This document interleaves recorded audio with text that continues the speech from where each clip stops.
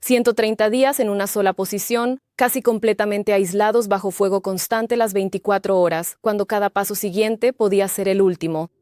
Dmytro Osiushkin con el indicativo K-2 y Denis Tishchenko con el indicativo BARS, combatientes de la compañía de sistemas no tripulados Radist, sobrevivieron allí donde parecía imposible, gracias a su propia capacidad de observación y a una simple madriguera con 2 salidas. Sobre estos 4 meses al límite y los primeros abrazos con sus seres queridos tras una larga separación por la guerra, le contaron a nuestro corresponsal Mikhailo Maniliuk. Bienvenidos al estudio, gracias por aceptar la entrevista. Conocimos su historia aún en diciembre del año pasado, cuando nuestro corresponsal de guerra, Stanislav Kukarchuk, los recibió tras salir de la posición.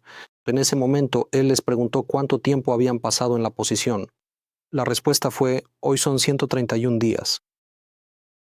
¿Cómo es eso posible y cómo sucedió? Por desgracia, mire, cuando llegamos a la posición nos dijeron que sería por mes y medio o 2 meses, pero la situación cambió. El enemigo nos rodeó un poco, y por eso nuestro comandante de compañía nos dijo: muchachos, no puedo sacarlos porque no llegarán, los matarán. Por eso hay que esperar un poco, trabajen un poco más, limpiaremos el camino y podrán salir.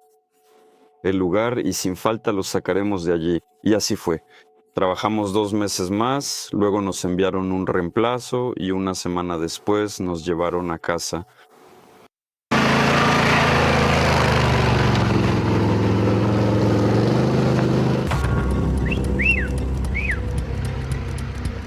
¿Sabían de ustedes que estaban allí? ¿Los padres? ¿Alguien lo sabía? Por supuesto, todos lo sabían. Nos comunicábamos con los padres, nos daban la oportunidad de grabar un mensaje de voz, simplemente un mensaje, lo escribíamos allí. La dirección del trabajo. Todos sabían que todo estaba bien, que estábamos vivos, sanos, así que no hubo problemas de comunicación, todos los familiares sabían dónde estaba yo. ¿Recuerda qué fue lo primero que hizo cuando regresó? Sí, comí huevos fritos, tenía muchas ganas de comer huevos fritos. ¿Y usted? Café caliente, hacía mucho frío. Eso fue como si la vida volviera, como si el camino regresara. Y, por supuesto, tenía muchas ganas de tomar una ducha después de 4 meses. Hay Imágenes, por cierto, de cómo llama usted a sus padres. Hola mamá, soy yo. Oh, hijito, hola mi solecito. Buenos, Hola, ¿qué tal? Hola. hola mamita querida, ¿por fin te van a liberar? Sí, mi mamita, ya está, ya pasó todo, me encontraron, está todo bien. De verdad estoy vivo, estoy entero y a salvo. Cuéntenos esas emociones, transmítalas a nosotros, los espectadores. ¿Sabes? Me dio un poco de vergüenza para no ponerme a llorar en cámara, porque al escuchar a mi mamá me emocioné hasta las lágrimas. Un poco. Fue genial, hubo días en los que pensé que nunca más la escucharía, pero todo salió bien. Sí, fue muy difícil contenerme, las emociones simplemente se desbordaron. Pero me alegro de que haya resultado así, eso es todo. Dime, en general, ¿cuál era tu posición? ¿Es esta una trinchera común y corriente, una especie de refugio? No, entramos en una casa, teníamos una casa, estaba casi intacta, solo le faltaban las ventanas. Por lo demás, la casa estaba entera, y rompimos el suelo y nos escondimos justo debajo de la casa, y nos hicimos 2 salidas de emergencia. Para que pudiéramos salir corriendo si era necesario, teníamos una buena madriguera, cavamos bien allí. Había tiempo para cavar, así que cavábamos. Esto de cavar, como usted dice, ¿realmente ayuda a salvar vidas? Por supuesto, eso sí, bueno, hay que cavar, digamos. Cuanto mejor te caves, más posibilidades tienes de sobrevivir, de seguir con vida. Hay que cavar. Y otro momento. En invierno, cuanto más profundo se cava, más cálido se siente. Es mucho menor la posibilidad de que haga calor, de que salga algo de vapor o de que se derrita la nieve en la salida. Y los pilotos enemigos también pueden notar esto fácilmente. Por lo tanto, necesitamos profundizar más. Cuéntame cómo transcurrieron los días en general. Los orcos estaban lanzando drones, realizando tareas de reconocimiento, tal vez vigilando tu cabaña. Sí, eso fue todo. Nos asaltaron, entraron y volaron drones, y la tienda de campaña entró volando, pero todo estaba bien. Sí. Incluso los tanques pasaban. Así. Fue divertido. tanques, vehículos con infantería. ¿Tenían que cambiar de ubicación o permanecían en el mismo lugar y no se movían a ningún lado? Durante los 130 días estuvimos en nuestra posición. Detrás de nosotros había una carretera y no podíamos cambiar de posición porque si el enemigo hubiera entrado allí, ya controlarían la carretera. Detrás de la casa solo había una autopista y teníamos que controlarla. ¿Ustedes? ¿Tenían alguna tarea específica? ¿Puede contarnos sobre ella? ¿No está permitido hablar de eso? No, una tarea concreta, así no había. Nuestra tarea era simplemente que el enemigo no entrara. Si entraba, había que eliminarlo. Nosotros manteníamos el pueblo y lo seguimos manteniendo hasta ahora. Nuestra tarea era simplemente no dejarles pasar más allá, y eso es todo. ¿Y lo hicimos bien? En una de las entrevistas usted dijo que lo más aterrador fue el primer combate con armas, es decir, el primer contacto con el enemigo. ¿Cuántos ocupantes lograron eliminar entonces y por qué fue tan aterrador? 2. Como que porque fue la primera vez, yo nunca antes había sostenido un arma. De niño, ni siquiera sostenía un gallo. Y aquí estoy, yendo a asaltar posiciones. Por supuesto que da miedo, pero el miedo probablemente fue solo hasta el primer disparo. Apenas los vi, apenas empecé a dispararles, ya está. Bueno, después todo me dio igual. Como una serpiente, ya no me importaba nada. Nuestra tarea era o ellos o nosotros a ellos. Eso es todo. La regla del primer disparo estaba de nuestro lado y nosotros los íbamos a derrotar. Para ser exactos, no fue el primer disparo, sino la primera granada lanzada. Escuchábamos cómo rodeaban la casa. Sabíamos por qué ventana iban a pasar en ese momento. Ellos alumbraban la ventana con una linterna y ya estaba oscuro. Y hablaban en voz alta, gritaban, podías oírlos venir desde unos 200 metros. Se les escuchaba claramente. Empieza a dar miedo después de ese momento cuando oyes sus voces. Mientras todo está en silencio, aunque haya explosiones, todavía se puede soportar. Pero cuando escuchas al enemigo, entiendes que el contacto es inevitable. Entonces comienza el vagabundeo, las manos tiemblan, pero después de la primera actuación, como dice Dima, todo se apaga. Este miedo y simplemente hacer tu trabajo basándose en instintos, porque bueno, eres tú o tú. ¿Había alguna rutina diaria en el puesto? ¿Y no cuál es la rutina? Ya estás fuera. No, teníamos nieve, así. Ya está, me despierto, digo, eso es todo, Denchik, hagamos café. Vamos a beber Café, sacamos los bocadillos. No, ¿cuál es la rutina? Te sientas, esperas, escuchas. Con Denchik tuve mucha suerte porque Den tiene un oído musical increíble. Él realmente los escuchaba desde muy lejos. Incluso los pilotos le decían, ¿cómo pudiste oírlos si ellos casi están a medio kilómetro de ti? ¿Cómo puedes oír lo que están diciendo? Yo los oigo y él así los escuchaba. Él estaba principalmente en las ventanas. Bueno, yo soy un poco sordo. Denchik con la radio, con el fusil junto a la ventana. Dice, listo, Demon, los escucho. Tomó el fusil, el chaleco antibalas. Y ya está, esperamos a que esos tontos se acerquen y los atacamos. Así era la situación en nuestra posición. Los chicos de al lado le dispararon al enemigo y el herido gemía cerca de su casa. Y yo escuchaba cómo gemía. Digo, lo escucho. Cuando el enemigo me dicen, no puedes escucharlo porque está a 350 metros de ti. Y yo digo, ¿cómo que no? Sí lo escucho. No nos creían. Bueno, y en general, en estos 4 meses, entiendo que tu aparato auditivo se desarrolló tanto que ya percibías cualquier ruido. Sí, eso molestaba. Hubo una situación. Después del primer contacto, 2 enemigos que estaban tendidos bajo la casa los cubrimos con capas antidrones. Es un material de lona, hace ruido. Y por la noche, cuando estaba de guardia, estaba oscuro y escuché el ruido de la capa. Era como si alguien caminara bajo la ventana, pero eran ellos moviéndose con esas capas. De inmediato le dije a Dimon que ya está, que tenemos algo bajo la casa. Y eso fue todo. Pusimos a los pilotos en estado de alerta. Los pilotos volaron y dijeron que era un animal. Allí, Y algún erizo pasó corriendo, tocó esas capas, algún perrito. Pero ya ven, De la misma manera que ¿cómo puedes ignorar eso? ¿Por qué todo esto?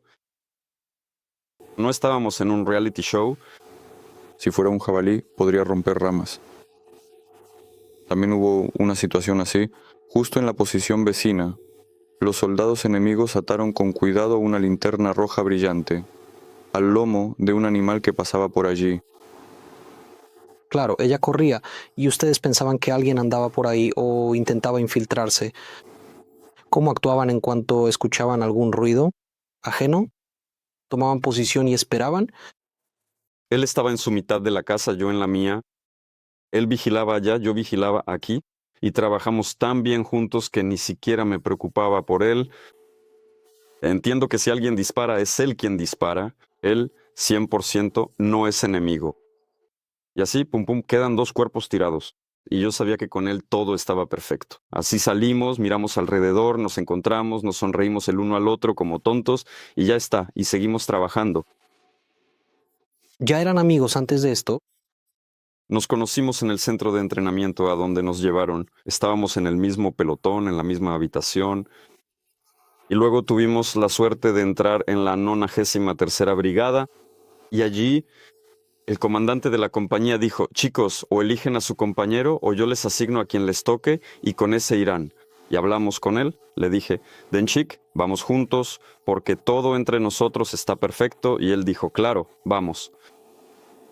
Entonces la amistad surgió ya en el centro de entrenamiento. Sí, ya en la brigada, en el campo de entrenamiento practicábamos, ya estábamos en parejas como un dúo. Sí, ya estábamos disparando. Él corre, yo disparo. En realidad ya practicábamos. Diversos momentos importantes como pareja en el día a día. En la posición había que comer algo. ¿Cómo les llevaban la comida? Cuéntenos. Sobre la comida, la verdad es que les contaba a mis amigos y ellos decían, oye, allí comías tan bien que ni en casa como así. Teníamos absolutamente de todo. Mire, le digo sinceramente, había de todo, embutido, quesito, tocino, mayonesa, trigo sarraceno, pan, dulces, café, té, café instantáneo, malvaviscos, de verdad, todo lo que queríamos, todo nos lo daban. En cuanto al suministro diario, no había ningún problema. Si necesitabas ropa, te daban ropa. Si necesitabas calcetines calientes, te daban calcetines. Todo, absolutamente todo lo que quisieras. Excepto la mujer. Leí el libro, no escuché a Vitsky allí. Me tiraron 2 tomos, la Biblia, incluso la tiraron a la basura. Leí la Biblia. Bueno, todo estuvo bien. Estaban un poco preocupados por nosotros y era obvio, y es por eso que la idea de que nos echaran casi nunca les vino a la mente. Eso fue precisamente lo que ayudó a no quebrarse, sí, durante estos 4 meses en la posición. Sí, eso y el apoyo mutuo.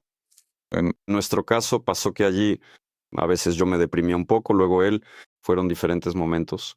Y así coincidió muy bien que nos apoyábamos mutuamente. Me siento y le digo, Denchik, todo está bien, solo un poco más y nos iremos a casa. Bueno, como que aguanta, todo va a estar bien. Y luego yo ando cabizbajo pensando que ya está, aquí nos vamos a quedar.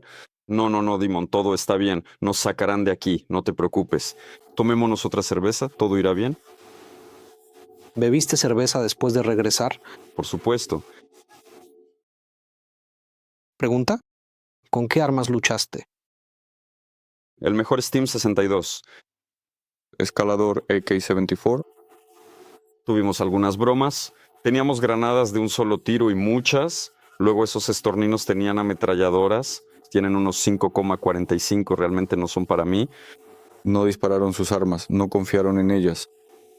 Es decir, cuando los rusos los destruyeron, les quitaron sus ametralladoras. Por supuesto. Teníamos una ametralladora enemiga cargada y lista para la batalla en cada ventana. ¿Tienen mejores armas que nosotros? No, ¿Peor? no la cuidan. Pensábamos, bueno, ¿cómo puedes ir a la guerra así? Tu ametralladora está completamente jodida. No estoy seguro de que pudiera siquiera disparar. ¿Es por eso que no le disparaste? Sí, bueno, solo disparábamos con la nuestra. Y el calibre es menor. ¿Había suficientes balas? Sí, igual que la comida. En los paquetes había tanto municiones como granadas. Incluso nos lanzaban lanzagranadas desechables. Teníamos dos lanzagranadas desechables y un montón de granadas. Todo eran granadas enemigas. Nos lo quitamos. Granadas, por cierto, tema interesante, cosa interesante. Da mucha confianza. Granate. ¿Cuántos ocupantes habéis destruido en 4 meses? 7 enemigos. Tuvimos contacto. Y recordamos Denchik, así fue como los escuchó, les dijo a los pilotos. El piloto llegó, miró, ajá, sí, hay 2 allí, y luego volvían y los mataban. Bueno, o sea, tuvimos contacto con 7 enemigos, y si no contamos a esos, entonces por ahí una decena más, y más de los que simplemente Den los escuchó, y luego los pilotos los eliminaron. Contra el enemigo usaron tanto el AK como granadas. Hubo una vez en la que yo también las usé. En aquel primer contacto, Dim lanzó una granada de mano, disparó su arma, luego tiró otra más y la verdad es que me gustó muchísimo todo aquello. No es militar y nunca había disparado antes, pero esos 5 segundos que vi lo hizo tan rápido, así, como si lo hubiera hecho toda su vida. Muy bien hecho. Supongo que cuando quieres vivir aprendes muy rápido. Por supuesto que sí, con mucho gusto. Y sus acciones me daban confianza. El siguiente contacto fue al revés. Así que estábamos en la casa y nos estaban asaltando y decidí no esperar a que el enemigo entrara y simplemente salí corriendo de la casa, lo rodeé. Usted, Entonces logró no solo salir de la posición, sino también capturar a un ruso de Volgogrado. ¿Cómo fue que cayó prisionero? ¿Cuánto tiempo estuvo con ustedes? Incluso, hasta donde sé, llegó a repeler ataques de sus propios compañeros. Mire, ese no era nuestro prisionero, estaba en una posición vecina a la nuestra. En resumidas cuentas, ellos, bueno, ese prisionero y su compañero tenían la intención de asaltar a nuestro grupo de muchachos. Le dieron un tiro en la cabeza a su compañero y tú dices, ya, me rindo. Claro que te rindes. Y el chico en sí parecía bastante bueno. Bueno, pero todos ellos son así, bueno. Bastante buenos. Sí, cuando estás en cautiverio pareces, bueno, como un tipo normal. Era muy joven, sí, ayudaba a los chicos, les ponía suero, pero para repeler los asaltos no ayudaba a los muchachos. Los chicos se las arreglaban solos. 23 años, sí, tiene. Sí, es joven todavía, sí. ¿Sobre qué? Él decía algo, les contaba algo, tal vez se rendía. Ayudó muchísimo. No sé por qué un simple infante sabía tanto dónde estaba cada cosa. Él así les dijo a los chicos dónde estaban sentados sus pilotos, dónde estaban sus morteristas, por dónde entraba la infantería. En resumen, él lo sabía todo. Después simplemente a ellos. Kostiantynivka es ahora una de las direcciones más difíciles. Cuéntenos, ¿cuál es la situación allí ahora? ¿Cómo avanza el enemigo? Y si nuestros combatientes logran contener este asalto. no podemos saber qué está pasando realmente. Nuestra tarea era no dejar que pasaran por nuestra posición, no los dejamos pasar. Asomar la cabeza. No era posible desde la posición, porque los drones enemigos estaban allí solo cuando el clima era malo. Y cuando hay mal tiempo, así como nosotros podemos movernos, también pueden hacerlo ellos. Cuando ustedes mantenían la posición, ¿eran asaltos masivos? ¿O era algún caso aislado? No, entraba una banda, eran como 8 o 10, así de repente entraban todos juntos. En coches, en quads, en motocicletas, así llegaban al pueblo y luego se movían por el pueblo y después los eliminaban. Bueno, eso pasaba a menudo, o sea, no importaba si hacía mal tiempo, incluso con buen clima, ellos se comportaban así, salía el sol y todo, y escuchábamos cómo venía el coche con los soldados enemigos y a ellos rápidamente. Patinetas, scooters, se movían por el pueblo en scooters, así lo escuchamos por la radio. ¿Scooter eléctrico normal? No, scooter eléctrico. Nuestros comandantes informaron que por ahí cerca de ustedes, de ese lado, va un enemigo en un scooter. Él dice que simplemente lo estamos persiguiendo ahora. Él dice Lo mataremos para que sepas que él está ahí para ti. que En su opinión, ¿qué necesitamos ahora para sobrevivir y ganar la guerra? Gente, necesitamos guerreros. Tenemos pocos guerreros. Tenemos muchos militares, pero pocos guerreros, lamentablemente. ¿Hay armas? ¿Muchas? sí, aunque ellos tengan la cantidad, nosotros tendremos la calidad. Chicos, gracias por su trabajo. Gracias a ustedes. Y gracias por la entrevista. Gracias, estimado.